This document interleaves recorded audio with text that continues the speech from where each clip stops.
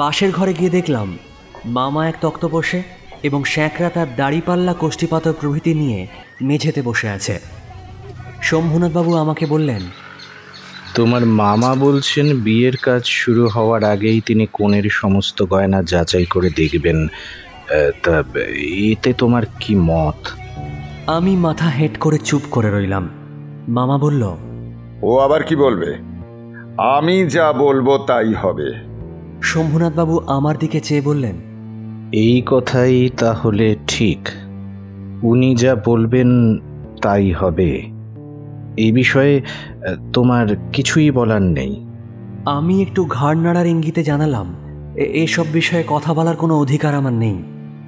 আচ্ছা বেশ, তবে বসো, মেয়ের গা থেকে সব গয়না খুলে আনছি। এই বলে তিনি উঠলেন। মামা বলল, অনুপম এখানে কি করবে? ও সভায় গিয়ে বসুক। শম্ভুনাথবাবু বললেন, না, সভায় নয়, এখানেই বসতে হবে। কিছুক্ষণ পরে তিনি একটা গামছায় বাঁধা গয়না নিয়ে এসে তক্তপোষের ওপর মেলে ধরলেন। সমস্তই তার ঠাকুরদার আমলের গয়না। হাল ফ্যাশনের সূক্ষ্ম কাজ এটা নয়, যেমন মোটা তেমন ভারী। শ্যাকরা গয়না হাতে তুলে বলল, এ আর দেখবো কি, এতে তো খাদ নেই, আর এ এমন সোনা এখনকার দিনে ব্যবহারই হয় না।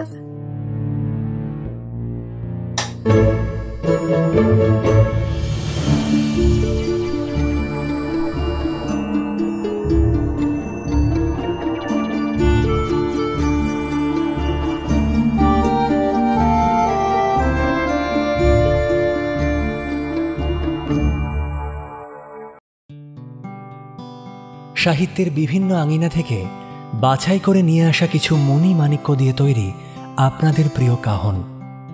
হাই, আমি আরজে অর্ণব, আর আজ কাহন আপনাদের শোনাবে রবীন্দ্রনাথ ঠাকুরের লেখা কাহিনী অপরিচিতা। জানি গল্পটা হয়তো আপনারা অনেকেই অনেক চ্যানেলে শুনেছেন বা পড়েছেন, তাও সবাইকে বিনীত অনুরোধ, আপনারা আমাদের এই উপস্থাপনা শুনে দেখুন। আপনাদের মতামতের অপেক্ষায় থাকবো আমরা। আজ গল্প পাঠে থাকছি আমি আরজে অর্ণব, থাকছে অপরূপা, সুদীপ্ত, সোমক, কৃষ্ণময়, তমজিৎ, সৌমিক, অলিভিয়া এবং রিয়া। আজকের গল্পটির প্রচ্ছদ করেছেন তন্ময়। গল্প শুরু করার আগে সেই চিরপরিচিত কথা, আপনাদের যদি আমাদের গল্প ভালো লাগে তাহলে প্লিজ আজকের গল্পতে একটা লাইক করে কাহনে একটা সাবস্ক্রাইব করে দেবেন কাইন্ডলি, আর সম্ভব হলে বেল আইকনটাও প্রেস করে দেবেন প্লিজ। শুরু হচ্ছে শ্রী রবীন্দ্রনাথ ঠাকুরের লেখা কাহিনী অপরিচিতা। এখন আমার বয়স মাত্র 27। জীবনটা খুব একটা বড় না হলেও বেশ দামি। এই জীবনটা খানিকটা সেই ফুলের মতো যার বুকের ওপর ভ্রমর এসে বসেছিল, আর সেই কারণেই এই জীবনে এবার ফলের মতো গুটি ধরেছে। এই ইতিহাসটা ছোট, তাই ছোট করেই বলবো, অযথা বড় করব না। তবে ছোটকে যারা সামান্য বলে ভুল করেন না, তারা এর রস ঠিকই বুঝবেন। কলেজের সব পরীক্ষাতেই আমি পাশ করেছি। ছেলেবেলায় আমার সুন্দর চেহারা নিয়ে মাস্টারমশাই আমাকে শিমুল ফুল ও মাকাল ফলের সঙ্গে তুলনা করে বিদ্রূপ করতেন। তাতে তখন বড় লজ্জা পেতাম, কিন্তু বড় হয়ে এই কথা ভেবেছি যে যদি জন্মান্তর থাকে তবে আমার মুখে সুরূপ এবং পণ্ডিত মশাইদের মুখে বিদ্রূপ আবার যেন এমন করেই প্রকাশ পায়। আমার বাবা এককালে খুব গরিব ছিল। পরে ওকালতি করে বাবা প্রচুর টাকা রোজগার করেছে বটে, কিন্তু ভোগ করবার বিন্দুমাত্র সময় পায়নি। আমার বয়স তখন অল্প, মার হাতেই আমি মানুষ। মা খুব গরিব ঘরের মেয়ে, তাই আমরা যে ধনী এ কথা মাও ভোলেনি এবং আমাকেও ভুলতে দেয়নি। ছোটবেলায় আমি কোলে কোলেই মানুষ হই, সেই জন্য শেষ পর্যন্ত আমার পুরোপুরি বয়সই হলো না। আজও আমাকে দেখলে মনে হবে আমি অন্নপূর্ণার কোলে গজাননের ছোট ভাইটি। আমার আসল অভিভাবক আমার মামা। মামা আমার চেয়ে বড়জোর ওই বছর 6 বড় হবে, কিন্তু ফুলগুর বালির মতো মামা আমাদের সমস্ত সংসারটাকে নিজের মধ্যে শুষে নিয়েছেন। তাকে না খোঁড়ে এখানকার এক ফোঁটাও রস পাওয়ার জো নেই। এই কারণে কোনো কিছুর জন্যই আমাকে কখনো ভাবতে হয় না। মেয়ের বাবা মাত্রই স্বীকার করবেন আমি সৎপাত্র। তামাকটুকু পর্যন্ত খাই না। ভালো মানুষ হওয়ার কোনো ঝঞ্ঝাট নেই, তাই আমি নিতান্তই ভালো মানুষ। মায়ের আদেশ মেনে চলার ক্ষমতা আমার আছে, কিন্তু না মানার ক্ষমতা আমার নেই। অন্দরমহলের শাসন মেনে চলতে আমি অভ্যস্ত। তাই কোনো মেয়ে যদি বিয়ের কথা ভেবে থাকে, তবে এই সুলক্ষণটি তাকে অবশ্যই মনে রাখতে হবে। অনেক বড় বড় ঘর থেকে আমার জন্য সম্বন্ধ এসেছিল, কিন্তু মামা, যে পৃথিবীতে আমার ভাগ্যদেবতার প্রধান এজেন্ট, বিয়ে সম্বন্ধে তার একটা বিশেষ মত ছিল। ধনী বাড়ির মেয়ে তার পছন্দ নয়। আমাদের ঘরে যে মেয়ে আসবে সে মাথা হেঁট করে আসবে, এমনটাই মামা চায়। অথচ টাকার প্রতি তার প্রবল আসক্তি। মামা এমন বেয়াই চায় যার টাকা নেই, অথচ যে টাকা দিতে খামতি রাখবে না, যাকে শোষণ করা যাবে, অথচ বাড়িতে এলে গুড়গুড়ির বদলে বাঁধা হোকই তামাক দিলে যার নালিশ থাকবে না। আমার বন্ধু হরিশ কানপুরে কাজ করে। ছুটিতে কলকাতা এসে সে আমার মন উতলা করে দিল। সে বলল, ওরে, বিয়ে যদি করিস তো বল, একটি খাসা মেয়ে আছে। কিছুদিন আগেই আমি এমএ পাশ করেছি। সামনে যত দূর চোখ যায় সবটাই প্রায় ফাঁকা ধুধু করছে। পরীক্ষা নেই, উমেদারি নেই, চাকরি নেই, এমনকি নিজের বিষয় দেখার চিন্তাও নেই, শিক্ষাও নেই, আর ইচ্ছেও নেই। থাকার মধ্যে ভিতরে আছে কেবল মা, আর বাইরে আছে মামা। এই সময় মরুভূমির মধ্যে আমার মন তখন সারা পৃথিবীতে নারী রূপের মরীচিকা দেখছিল। আকাশে তার দৃষ্টি, বাতাসে তার নিঃশ্বাস, আর গাছের পাতায় পাতায় তার গোপন কথা। এমন সময় হরিশ এসে বলল, বিয়ে যদি করিস তো বল। এরপর আমার শরীর মন আরো ব্যাকুল হতে লাগল। হরিশ মানুষটা ছিল রসিক। রস দিয়ে সমস্ত কিছু বর্ণনা করার শক্তি তার ছিল, আর আমার মন ছিল তৃষ্ণার্ত। আমি হরিশকে বললাম, একবার মামার কাছে কথাটা পেড়ে রাখো না। হরিশ আসর জমাতে অদ্বিতীয়, তাই সর্বত্রই তার খাতির। মামাও তাকে পেলে ছাড়তে চায় না। কথাটা তার বৈঠকে উঠল। মামা, ও মামা। হ্যাঁ বলো, শুনছি। বলছি, অনুপমের জন্য কি মেয়ে দেখছেন? আমার একজন চেনা মেয়ে রয়েছে, ভালো। তাই নাকি? মেয়ের চেয়ে মেয়ের বাবার খবরটাই মামার কাছে বেশি গুরুতর। মামা বলল, তা মেয়ের বাবা কি করে? হরিশের কথা শুনে বোঝা গেল বাবার অবস্থা আমার মামা যেমনটা চান তেমনই। এককালে এদের বংশে লক্ষ্মীর মঙ্গল ঘট ভরা ছিল, এখন তা শূন্য বললেই চলে। কিন্তু সেই ঘটের তলায় সামান্য কিছু বাকি আছে। নিজের দেশে বংশমর্যাদা রেখে চলা সহজ নয় বলে ইনি পশ্চিমের এক রাজ্যে গিয়ে বাস করছেন। সেখানে গরিব গৃহস্থের মতোই থাকেন।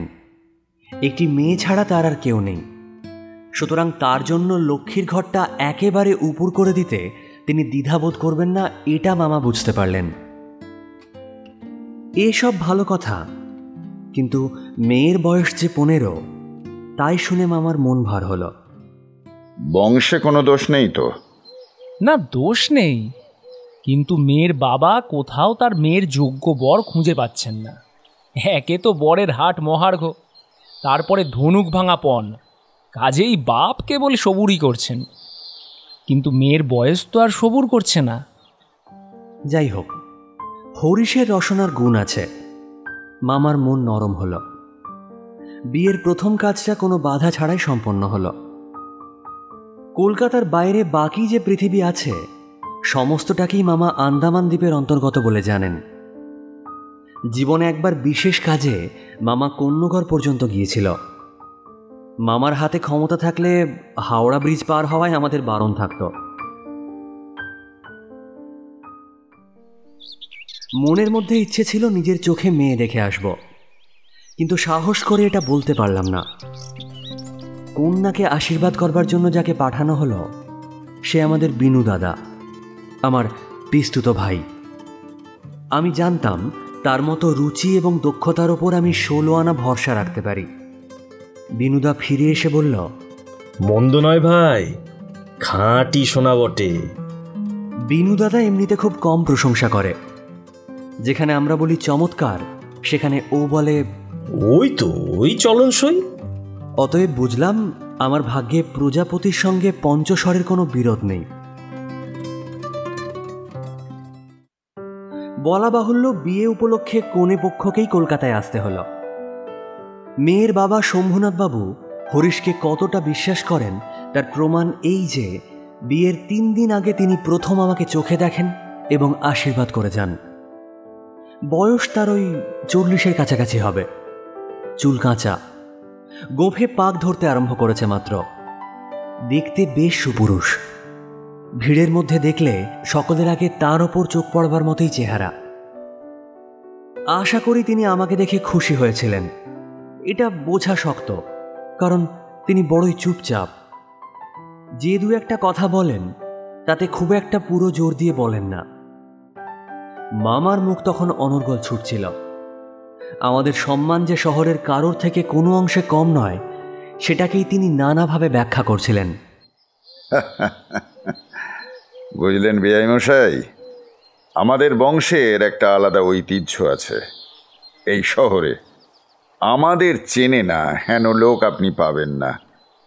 আপনি বাইরে থাকেন, আপনার কথা আলাদা, কিন্তু শহরের সম্মানীয় মানুষেরা আমাকে একদম এক ডাকে চেনে। শম্ভুনাথ বাবু এসব কথায় একেবারেই যোগ দিলেন না। ফাঁকে ফাঁকে 2-একবার ওই হু বা হাঁ ছাড়া কিছুই শোনা গেল না। আমি হলে দমে যেতাম, কিন্তু আমার মামাকে দমানো শক্ত। তিনি শম্ভুনাথ বাবুর চুপচাপ ভাব দেখে ভাবলেন, লোকটা নিতান্তই নির্জীব, একেবারে কোনো তেজ নেই। বেয়াই সম্প্রদায়ের আর যাই হোক, তেজ থাকাটা দোষের। অতএব মামা মনে মনে খুশি হলেন। শম্ভুনাথবাবু যখন উঠলেন, তখন মামা ওপর থেকেই তাকে বিদায় জানালো। আলাদা করে গাড়িতে তুলে দিতে গেল না। পণ সম্বন্ধে দুপক্ষে পাকাপাকি কথা ঠিক হয়ে গিয়েছিল। মামা কথাবার্তায় কোথাও কিছু ফাঁক রাখেনি। টাকার অঙ্ক তো স্থির ছিলই, তারপরে গয়না কত ভরির এবং সোনা কত দরের হবে সেও একেবারে বাঁধাবাঁধি হয়ে গিয়েছিল। আমি নিজে এই সমস্ত কথার মধ্যে ছিলাম না, জানতাম না দেনা পাওনা কি স্থির হয়েছে। তবে মনে মনে জানতাম যে এই ছোট্ট অংশটাও বিয়ের একটা প্রধান অংশ, এবং সেই অংশের ভার যার ওপর, সে এক কড়িও ঠকবে না। আসলে আশ্চর্য পাকা লোক বলে মামা আমাদের সংসারের প্রধান গর্বের সামগ্রী। যেখানে আমাদের কোনো সম্বন্ধ আছে, সেখানে সর্বত্রই মামা বুদ্ধির লড়াইতে জিতবে, এ একেবারে ধরা কথা।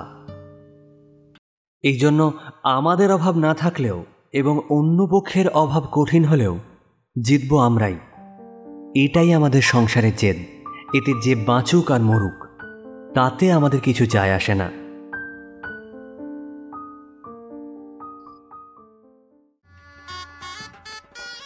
গায়ে হলুদ অসম্ভব রকম ধুমধাম করে হলো।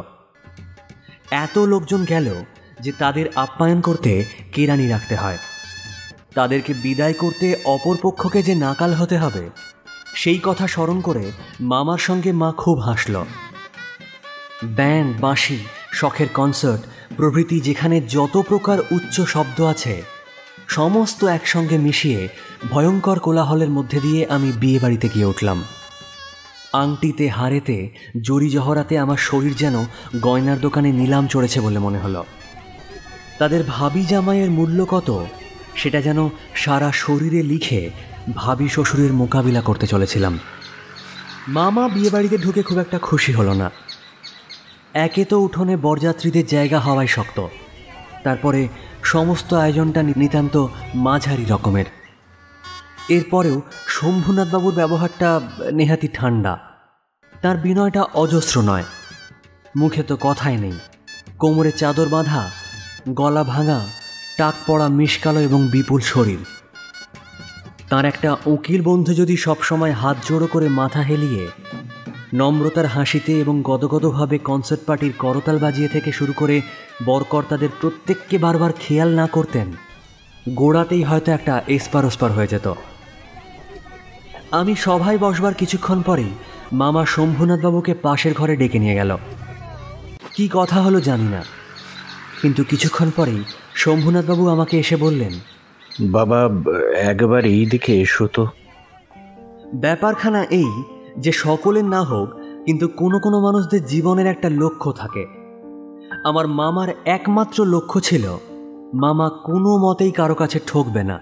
তার ভয় তাকে বেয়ায় গয়না ফাঁকি দিয়ে দিতে পারে। বিয়ের কাজ শেষ হয়ে গেলে আর কিছু করা যাবে না। বাড়ি ভাড়া, আপ্যায়ন, লোক বিদায়, এইসবে যেরকম টানাটানির পরিচয় পাওয়া গেছে, তাতে মামা ঠিক করেছিল দেওয়া নেওয়া সম্বন্ধে এ লোকটি শুধু মুখের কথার ওপর ভরসা করলে চলবে না। সেই জন্যে বাড়ির শ্যাঁকরাকে শুদ্ধ মামার সঙ্গে এনেছিল। পাশের ঘরে গিয়ে দেখলাম মামা এক তক্ত বসে এবং শ্যাঁকরা তার দাড়িপাল্লা, কোষ্ঠীপাতর প্রভৃতি নিয়ে মেঝেতে বসে আছে। শম্ভুনাথবাবু আমাকে বললেন, তোমার মামা বলছেন বিয়ের কাজ শুরু হওয়ার আগেই তিনি কনের সমস্ত গয়না যাচাই করে দেখবেন। তা এতে তোমার কি মত? আমি মাথা হেঁট করে চুপ করে রইলাম। মামা বলল, ও আবার কি বলবে? আমি যা বলবো তাই হবে। শম্ভুনাথবাবু আমার দিকে চেয়ে বললেন, এই কথাই তাহলে ঠিক। উনি যা বলবেন তাই হবে। এই বিষয়ে তোমার কিছুই বলার নেই। আমি একটু ঘাড় নাড়ার ইঙ্গিতে জানালাম, এসব বিষয়ে কথা বলার কোনো অধিকার আমার নেই। আচ্ছা, বেশ, তবে বসো। মেয়ের গা থেকে সব গয়না খুলে আনছি। এই বলে তিনি উঠলেন। মামা বলল, অনুপম এখানে কি করবে? ও সবাই গিয়ে বসুক। শম্ভুনাথবাবু বললেন, না, সবাই নয়, এখানেই বসতে হবে। কিছুক্ষণ পরে তিনি একটা গামছায় বাঁধা গয়না নিয়ে এসে তক্তপোষের ওপর মেলে ধরলেন। সমস্তই তার ঠাকুরদার আমলের গয়না। হাল ফ্যাশনের সূক্ষ্ম কাজ এটা নয়। যেমন মোটা তেমন ভারী। শ্যাকরা গয়না হাতে তুলে বলল, এ আর দেখবো কি, এতে তো খাদ নেই। আর এ এমন সোনা এখনকার দিনে ব্যবহারই হয় না। এই বলে সে একটা মোটা বালায় একটু চাপ দিয়ে দেখল সেটা বেঁকে যায় কিনা।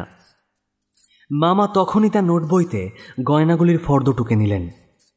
পাছে যা দেখানো হলো তার কোনোটা কম পড়ে। হিসেব করে দেখা গেল গয়না যে পরিমাণ দেওয়ার কথা, এগুলো সংখ্যায়, দরে এবং ভারে তার অনেক বেশি। গয়নাগুলোর মধ্যে একটা কানের দুল ছিল। শম্ভুনাথ সেটা শ্যাকরার হাতে দিয়ে বলল, এটা একবার পরখ করে দেখো তো। শ্যাকরা বলল, এটা বিলিতি মাল, এতে সোনার ভাগ খুব সামান্যই আছে। শম্ভুনাথবাবু ইয়ারিং জোড়া মামার হাতে দিয়ে বললেন, এটা বরং আপনারাই রেখে দিন। মামা সেটা হাতে নিয়ে দেখল এই কানের দুল দিয়ে তারা কনেকে আশীর্বাদ করেছিল। মামার মুখ লাল হয়ে উঠল। দরিদ্র তাকে ঠকাতে চাইবে, কিন্তু মামা ঠকবে না, এই আনন্দ থেকে বঞ্চিত হল। আবার তার উপরেও কিছু উপরি পাওনা জুটল। তাই অত্যন্ত মুখ ভার করে বলল, অনুপম, যাও, তুমি সবাই গিয়ে বসো। শম্ভুনাথবাবু বলল, চলুন আগে আপনাদের খাইয়ে দিই। সে কি কথা? লগ্ন? সেজন্য কিছু ভাববেন না, এখন উঠুন। লোকটি নেহাতি ভালো মানুষ ধরনের, কিন্তু ভেতরে বেশ একটু জোর আছে বলে মনে হলো। মামাকে উঠতে হলো। বরযাত্রীদের খাওয়া হয়ে গেল। আয়োজনের আড়ম্বর ছিল না, কিন্তু রান্না ভালো এবং সব কিছুই বেশ পরিষ্কার পরিচ্ছন্ন বলে সকলেরই তৃপ্তি হলো। বরযাত্রীদের খাওয়া শেষ হলে শম্ভুনাথবাবু আমাকে খেতে বললেন। মামা বলল, এ কেমন কথা? বিয়ের আগে বর খাবে কেমন করে? এই বিষয়ে মামার কোনো মতকে তিনি সম্পূর্ণ উপেক্ষা করে আমার দিকে চেয়ে বললেন, তুমি কি বলো, বসে যেতে দোষ আছে কিছু? এই মুহূর্তে মাতৃ আজ্ঞাস্বরূপ মামা এখানে উপস্থিত। তার বিরুদ্ধে চলা আমার পক্ষে সম্ভব নয়। আমি খেতে বসতে পারলাম না। বললাম, না, আসলে মামা যখন বলছে তখন শম্ভুনাথবাবু মামাকে বললেন, মাফ করবেন, আপনাকে অনেক কষ্ট দিয়েছি। আমরা ধনী নই, আপনাদের যোগ্য আয়োজন করতে পারিনি, ক্ষমা করবেন। রাত হয়ে গেছে, আর আপনাদের কষ্ট বাড়াতে ইচ্ছে করছে না।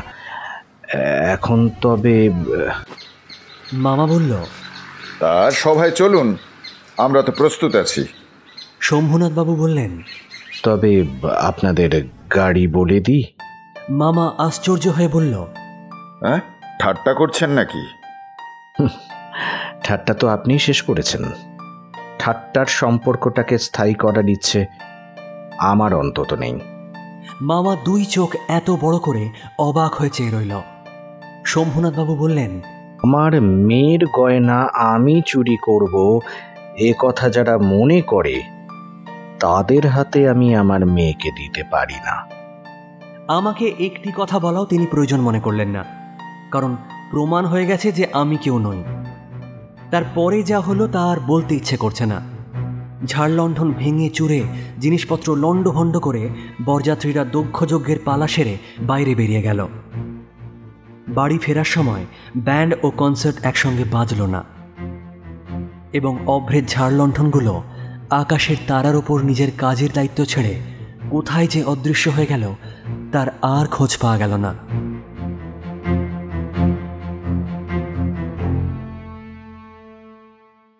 বাড়ির সকলে তো রেগে আগুন। মেয়ের বাবার এত গোমর। সকলে বললে, দেখি মেয়ের বিয়ে দেন কেমন করে।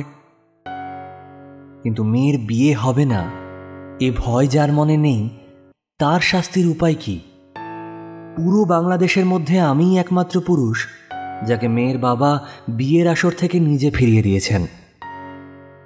এত ভালো সৎপাত্রের কপালে এত বড় কলঙ্কের দাগ কোন গ্রহ এঁকে দিল? বরযাত্রীরা এই বলে কপাল চাপড়াতে লাগলো যে বিয়ে হলো না, অথচ আমাদের ফাঁকি দিয়ে খাইয়ে দিল।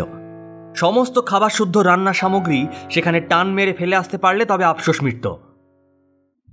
বেশ বেশ, আমিও বিয়ের চুক্তিভঙ্গ আর মানহানির দাবিতে নালিশ করব বলে মামা পায়চারি করতে লাগলো। বাকিরা বুঝিয়ে দিল, এটা হলে তামাশার যেটুকু বাকি আছে সেটাও পুরো হবে। বলা বাহুল্য, আমিও খুব রেগে গিয়েছিলাম। কোনোভাবে যেন শম্ভুনাথ খুব জব্দ হয়ে আমাদের পায়ে এসে পড়েন, এটাই কেবল কামনা করতে লাগলাম। কিন্তু এই আক্রোশের কালো রঙের স্রোতের পাশাপাশি আরেকটা স্রোত বইছিল, যেটার রং একেবারেই কালো নয়। সমস্ত মন যে সেই অপরিচিতের দিকে ছুটে গিয়েছিল, তাই মনকে কিছুতেই ফিরিয়ে আনতে পারছিলাম না। দেওয়ালের আড়ালে থেকে গেল। কপালে তার চন্দন আঁকা, গায়ে তার লাল শাড়ি, মুখে তার লজ্জার আভা। হৃদয়ের ভেতরে যে কি তা কেমন করেই বা বলবো। হাওয়া আসে, গন্ধ পাই, পাতার আওয়াজ শুনি, কেবল আর একটা মাত্র পা ফেলার অপেক্ষা। এমন সময়ে সেই এক পদক্ষেপের দূরত্বটুকু এক মুহূর্তে অসীম হয়ে উঠল। প্রত্যেক দিন সন্ধ্যায় আমি বিনুদাদার বাড়িতে গিয়ে তাকে অস্থির করে তুলেছিলাম। বিনুদার বলা প্রত্যেকটা কথা আগুনের ফুলকির মতো আমার মনে আগুন জ্বালিয়ে দিয়েছিল। বুঝেছিলাম মেয়েটার রূপ বড়ই আশ্চর্য, কিন্তু না দেখলাম তাকে চোখে, না দেখলাম তার ছবি। সমস্তটাই অদেখা হয়ে রইল। বাইরে তো সে ধরা দিলই না, তাকে মনেও আনতে পারলাম না। এই জন্য মন সেদিনকার সেই বিয়ের আসরের দেওয়ালটার বাইরে শুধু দীর্ঘ নিঃশ্বাস ফেলতে লাগলো। হরিশের কাছে শুনেছি মেয়েটাকে নাকি আমার ফটোগ্রাফ দেখানো হয়েছিল। পছন্দ করেছে বই কি, না করার তো কোনো কারণ নেই। আমার মন বলে সেই ছবি তার কোনো একটা বাক্সের মধ্যে লুকোনো আছে। একলা ঘরে দরজা বন্ধ করে এক একদিন নিরালা দুপুরে সে কি সেটা খুলে দেখে না? যখন ঝুঁকে পড়ে দেখে, তখন ছবিটার উপর কি তার মুখের দুই ধার দিয়ে এলো চুল এসে পড়ে না? হঠাৎ বাইরে থেকে কারোর পায়ের আওয়াজ পেয়ে সে কি তাড়াতাড়ি তার সুগন্ধ আঁচলের মধ্যে ছবিটাকে লুকিয়ে ফেলে না?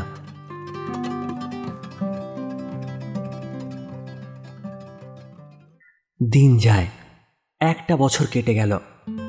মামা তো লজ্জায় বিয়ে সম্বন্ধের কথা তুলতেই পারে না। মার ইচ্ছে ছিল আমার অপমানের কথা যখন মানুষ ভুলে যাবে তখন বিয়ে দেওয়ার চেষ্টা করবে। এদিকে আমি শুনলাম সেই মেয়ের নাকি ভালো পাত্র জুটেছিল, কিন্তু সে পণ করেছে বিয়ে করবে না। শুনে আমার বেশ আনন্দ হলো। আমি স্বপ্ন দেখতে লাগলাম সে ভালো করে খায় না, সন্ধে হয়ে আসে, সে চুল বাঁধতে ভুলে যায়। তার বাবা তার মুখের দিকে তাকান আর ভাবেন, আমার মেয়েটা দিনে দিনে এমন হয়ে যাচ্ছে কেন? হঠাৎ কোনোদিন তার ঘরে এসে দেখেন মেয়ের দু চোখ জলে ভরা।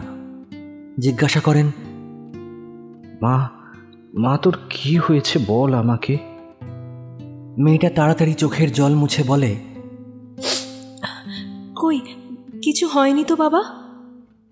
বাবার এক মেয়ে যে বড় আদরের মেয়ে, যখন তার ফুলের মতো মেয়ে একেবারে বিমর্ষ হয়ে পড়েছে, তখন বাবা আর সহ্য করতে পারল না। তখন সব অভিমান ভাসিয়ে তিনি ছুটে এলেন আমাদের দরজায়। তারপরে মনের মধ্যে সেই যে কালো রঙের ধারাটা বইছে, সে যেন কালো সাপের মতো রূপ ধরে ফোঁস করে উঠল। সে বলল, বেশ তো, আর একবার বিয়ের আসর সাজানো হোক, আলো জ্বলুক, দেশ বিদেশের লোকের নিমন্ত্রণ হোক, তারপর তুমি বরের টুপর পায়ে নিচে ফেলে দলবল নিয়ে আসর ছেড়ে চলে এসো।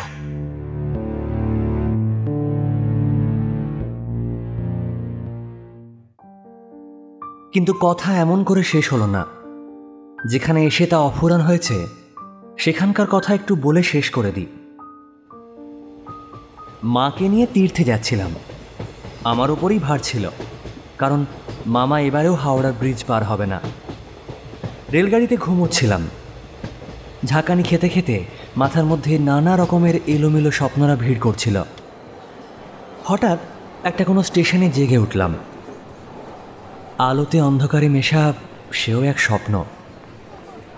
শুধু আকাশের তারাগুলো চিরপরিচিত, আর বাকি সবই অজানা, অস্পষ্ট। গাড়ির মধ্যে মা ঘুমোচ্ছে। আলোর নিচে সবুজ পর্দা টানা। তরঙ্গ বাক্স জিনিসপত্র সমস্তই কেকার ঘাড়ে এলোমেলো হয়ে রয়েছে। সবুজ মিটমিটে আলোতে থাকা এবং না থাকার মাঝে কেমন একটা হয়ে পড়ে রয়েছে। এমন সময় সেই অদ্ভুত পৃথিবীর অদ্ভুত রাতে কে যেন বলে উঠল, শিগগিরই চলে আয়, এই গাড়িতে জায়গা আছে। মনে হলো যেন গান শুনলাম। বাঙালি মেয়ের গলায় বাংলা কথা যে কি মধুর, তা এমনি করে অসময়ে অজায়গায় আচমকা শুনলে আরও বেশি করে বুঝতে পারা যায়। কিন্তু এই গলাটা শুধুমাত্র একটা মেয়ের গলা বলে দেওয়া চলে না। এ এমন কারোর গলা যা শুনলেই মন বলে ওঠে, এমন তো আগে কখনো শুনিনি। চিরকাল গলার স্বর আমার কাছে বড় সত্য। রূপ জিনিসটিও বড় কম নয়, কিন্তু মানুষের অন্তরে যা আছে এবং যা ব্যাখ্যা করা যায় না, আমার মনে হয় কণ্ঠস্বরই যেন তার চেহারা। আমি তাড়াতাড়ি গাড়ির জানলা খুলে বাইরে মুখ বাড়িয়ে দিলাম। কিছুই দেখলাম না। প্ল্যাটফর্মের অন্ধকারে দাঁড়িয়ে গার্ড তার লণ্ঠন নাড়িয়ে দিল। গাড়ি চলল। আমি জানলার কাছে বসে রইলাম। আমার চোখের সামনে কোনো মূর্তি ছিল না, কিন্তু মনে মনে আমি একটা হৃদয়ের রূপ দেখতে লাগলাম। সে যেন এই তারা ভরা রাতের মতো পৃথিবীটাকে মুড়ে রেখেছে, কিন্তু তাকে ধরা যায় না। গাড়ি ধীরে ধীরে চলতে লাগলো। আমি মনের মধ্যে গান শুনতে শুনতে যাচ্ছিলাম। এমন সময় সেই কণ্ঠ শুনতে পেলাম মনের মধ্যেই, গাড়িতে জায়গা আছে।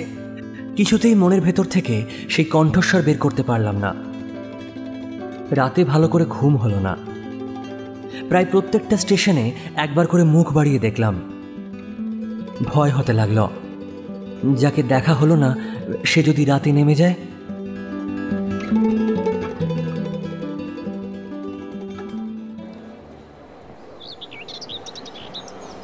পরের দিন সকালে একটা বড় স্টেশনে গাড়ি পাল্টাতে হবে। আমাদের ফার্স্ট ক্লাসের টিকিট। মনে আশা ছিল ভিড় হবে না। নেমে দেখি প্ল্যাটফর্মে সাহেবদের আর্দালি দল আসবাবপত্র নিয়ে গাড়ির জন্য অপেক্ষা করছে। কোনো এক ফৌজের বড় জেনারেল সাহেব বেড়াতে বেরিয়েছেন। 2-3 মিনিট পরেই গাড়ি এলো। বুঝলাম ফার্স্ট ক্লাসের আশা ত্যাগ করতে হবে। মাকে নিয়ে কোন গাড়িতে উঠি সেই নিয়ে খুব চিন্তায় পড়লাম। সব কামরাতেই ভিড়। প্রত্যেকটা দরজায় উঁকি দিয়ে বেড়াতে লাগলাম। এমন সময় সেকেন্ড ক্লাসের গাড়ি থেকে একটি মেয়ে আমার মাকে লক্ষ্য করে বলল, আপনারা আমাদের গাড়িতে বসুন না, এখানে জায়গা আছে। আমি তো চমকে উঠলাম। সেই সেই আশ্চর্য মধুর কণ্ঠ। একটুও দেরি না করে মাকে নিয়ে গাড়িতে উঠে পড়লাম। জিনিসপত্র তোলার প্রায় সময় ছিল না। আমার মতো অক্ষম এই দুনিয়ায় নেই। সেই মেয়েটি কুলিদের হাত থেকে তাড়াতাড়ি চলন্ত গাড়িতে আমাদের বিছানাপত্র তুলে দিল। আমার একটা ক্যামেরা স্টেশনেই পড়ে রইল, খেয়ালও করলাম না। তারপরে কি বলবো জানি না। আমার মনের মধ্যে যে আনন্দের ছবি আছে, তাকে কোথায় শুরু করব, কোথায় শেষ করব। এবার সেই সুরটাকে চোখে দেখলাম। তখনও তাকে সুর বলেই মনে হলো। মায়ের মুখের দিকে চাইলাম, দেখলাম মায়েরও চোখের পলক পড়ছে না। মেয়েটার বয়স 16 কি 17 হবে, কিন্তু নবযৌবনের এতটুকু ছাপ পড়েনি তার মধ্যে। সে সহজ, সরল, নির্মল, পবিত্র। আর কি বলে যে ব্যাখ্যা করা যায় বুঝতে পারছি না। আমি তাকেই দেখছি, কিন্তু তার বর্ণনা করা আমার পক্ষে অসম্ভব। এমনকি সে যে কী রঙের কাপড় কেমন করে পরেছিল তাও আমি ঠিক বলতে পারবো না। এটা খুব সত্যি যে তার পোশাকে এমন কিছুই ছিল না যেটা তাকে ছাড়িয়ে বিশেষভাবে চোখে পড়তে পারে। তার সঙ্গে 2-3টি ছোট ছোট মেয়ে ছিল, আর তাদের নিয়ে তার হাসি এবং কথার আর অন্ত ছিল না। ও বাবা, সত্যি সেদিন কি হলো বল? হ্যাঁ, আমার তো সেই হাসি থামে না। তোরা যে কি দুষ্টুমি করেছিলি! হ্যাঁ, ওইভাবে কেউ আম পারে? ধ্যাৎ। আই না, জানলার বাইরে হাত দেয় না, ভেতরে ঢোকাও। এ কি দুষ্টুমি শোনা, এমন করে না। আমি হাতে একখানা বই নিয়ে সেদিকেই কান পেতে রেখেছিলাম। যেটুকু কানে আসছিল সে তো সমস্তই ছেলে মানুষদের সঙ্গে ছেলে মানুষই কথা। তার বিশেষত্ব এই যে তাদের মধ্যে বয়সের একটুও তফাৎ ছিল না। ছোটদের সঙ্গে সে অনায়াসে এবং আনন্দে ছোট হয়ে গিয়েছিল। তাদের সঙ্গে ছিল বেশ কিছু ছবিওয়ালা ছোটদের গল্পের বই। তারই কোনো একটা বিশেষ গল্প শোনাবার জন্য মেয়েরা তাকে ধরল। এই গল্প নিশ্চয়ই তারা 20-25 বার শুনেছে। মেয়েদের কেন যে এত আগ্রহ তা বুঝলাম। মেয়েটির কণ্ঠের সোনার কাঠিতে সব কথাই যেন শোনা হয়ে ওঠে। মেয়েটির সমস্ত শরীর মন যেন একেবারেই প্রাণে ভরা, তা তাকে দেখলেই বোঝা যায়। তাই মেয়েরা যখন তার মুখে গল্প শোনে তখন গল্প নয়, তাকেই শোনে। তাদের ওপর প্রাণের ঝর্ণা পড়ে। পরে স্টেশনে পৌঁছতেই খাবারওয়ালাকে ডেকে সে খানিকটা চানামুঠ কিনে নিল এবং মেয়েদের সঙ্গে মিলে নিতান্ত ছেলে মানুষের মতো করে আনন্দে খেতে লাগলো। আমি যে কেন মেয়েটির কাছ থেকে ওই চানা একটু চেয়ে নিতে পারলাম না কে জানে। মা ভালো লাগা এবং মন্দ লাগার মধ্যে দোনমনো হয়েছিল। গাড়িতে আমি পুরুষ মানুষ, তবু তার একটুও সংকোচ নেই। বিশেষত এমন লোভীর মতো সে খাচ্ছে, সেটা ঠিক মায়ের পছন্দ হচ্ছিল না। অথচ তাকে বেহায়া বলেও মায়ের মনে হয়নি। মায়ের মনে হলো এই মেয়েটির বয়স হয়েছে, কিন্তু শিক্ষা হয়নি। মা হঠাৎ কারো সাথে আলাপ করতে পারে না। মানুষের সঙ্গে একটু দূরে দূরে থাকাই তার অভ্যেস। এই মেয়েটির পরিচয় জানতে মায়ের খুব ইচ্ছে, কিন্তু স্বাভাবিক বাধা কাটিয়ে উঠতে পারছিলেন না। এমন সময় গাড়ি একটা বড় স্টেশনে এসে থামল। সেই জেনারেল সাহেবের সঙ্গে একদল লোক এই স্টেশন থেকে ওঠার উদ্যোগ করছে। গাড়িতে কোথাও জায়গা নেই। বারবার আমাদের গাড়ির সামনে দিয়ে তারা ঘুরে গেল। মা তো ভয়েই আড়ষ্ট, আমিও শান্তি পাচ্ছিলাম না। গাড়ি ছাড়ার একটু আগে একজন দেশি রেলের কর্মচারী নাম লেখা দুখানা টিকিট গাড়ির 2 বেঞ্চের সামনে ঝুলিয়ে দিয়ে আমাকে বলল, এই গাড়ির এই 2 বেঞ্চ আগে থেকে ওই 2 সাহেব রিজার্ভ করেছেন, আপনাদের অন্য গাড়িতে যেতে হবে। আমি তো তাড়াতাড়ি ব্যস্ত হয়ে উঠলাম। মেয়েটি হিন্দিতে বলল, না, আমরা গাড়ি ছাড়বো না। সেই লোকটি বলল, না ছেড়ে উপায় নেই। কিন্তু মেয়েটির সহযোগিতার কোনো লক্ষণ না দেখে সে নেমে গিয়ে ইংরেজ স্টেশন মাস্টারকে ডেকে আনল। সে এসে আমাকে বলল, দেখুন আমি দুঃখিত, কিন্তু শুনে আমি কুলিকে ডাকতে লাগলাম। কুলি, কুলি! মেয়েটি উঠে চোখ দুটো বড় বড় করে বলল, না, আপনি যেতে পারবেন না, যেমন আছেন বসে থাকুন। বলে সে দরজার কাছে দাঁড়িয়ে স্টেশন মাস্টারকে ইংরেজিতে বলল, না না, এই গাড়ি যে আগে থেকে রিজার্ভ করা, এটা ডাহা মিথ্যে কথা। বলেই নাম লেখা টিকিটটা খুলে প্ল্যাটফর্মে ছুঁড়ে ফেলে দিল। ইতিমধ্যে আর্দালি সমেত ইউনিফর্ম পরা সাহেব দরজার কাছে এসে দাঁড়িয়েছে। গাড়িতে সে তার জিনিসপত্র তোলার জন্য আর্দালিকে প্রথমেই ইশারা করেছিল। তারপরে মেয়েটির দিকে তাকিয়ে তার কথা শুনে ভাব দেখে স্টেশন মাস্টারকে একটু দূরে নিয়ে গিয়ে কি কথা হলো জানি না, কিন্তু দেখা গেল গাড়ি ছাড়ার সময় পার হলেও আরেকটা গাড়ি জুড়ে তবেই ট্রেন ছাড়ল। মেয়েটি তার দলবল নিয়ে আবার চানামুট খেতে শুরু করল, আর আমি লজ্জায় জানলার বাইরে মুখ বাড়িয়ে প্রকৃতির শোভা দেখতে লাগলাম।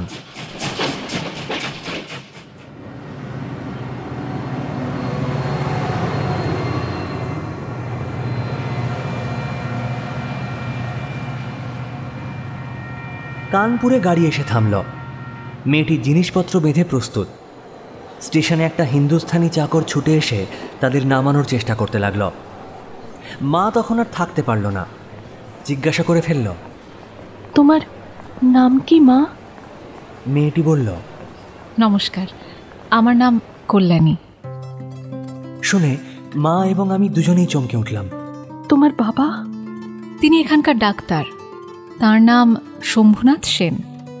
তারপর সবাই নেমে গেল।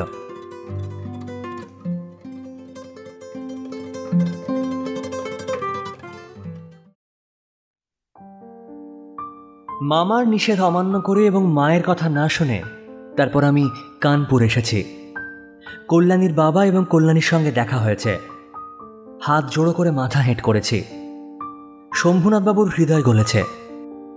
কল্যাণী বলল, না, আমি বিয়ে করব না। আমি জিজ্ঞাসা করলাম, কেন? মায়ের আদেশ। কি সর্বনাশ, এই পক্ষের আবার মামাও আছে নাকি? তারপরে বুঝলাম মাতৃভূমি আছে। সেই বিয়ে ভাঙার পর থেকে কল্যাণী মেয়েদের শিক্ষার ব্রত গ্রহণ করেছে, কিন্তু আমি আশা ছাড়তে পারলাম না। সেই সুরটা যে এখন আমার হৃদয়ের মধ্যে বাজছে, সে যেন কোনো ওপারের বাঁশি। আর সেই যে রাত্রি অন্ধকারের মধ্যে আমার কানে এসেছিল, জায়গা আছে, সেই কথাটা আমি ভুলতে পারলাম না। তখন আমার বয়স ছিল 23, এখন হয়েছে 27। এখনো আশা ছাড়িনি, তবে মা আমাকে ছেড়েছি। নিতান্ত এক ছেলে বলে মা আমাকে ছাড়তে পারেননি। তোমরা ভাবছো আমি বিয়ের আশা করছি? না না, কোনো কালেই না। আমার মনে আছে সেই অজানা কণ্ঠের মধুর স্বরের আশা। জায়গা আছে, নিশ্চয়ই আছে, না হলে দাঁড়াবো কোথায়? তাই বছরের পর বছর যায়, আমি এখানেই আছি। দেখা হয়, সেই কণ্ঠ শুনি। যখন সুযোগ হয় তার একটু কাজ করে দিই, আর মন বলে এই তো জায়গা পেয়েছি। ওগো অপরিচিতা, তোমার পরিচয় শেষ হলো না, হয়তো হবেও না, কিন্তু ভাগ্য আমার ভালো, এই তো আমি জায়গা পেয়েছি।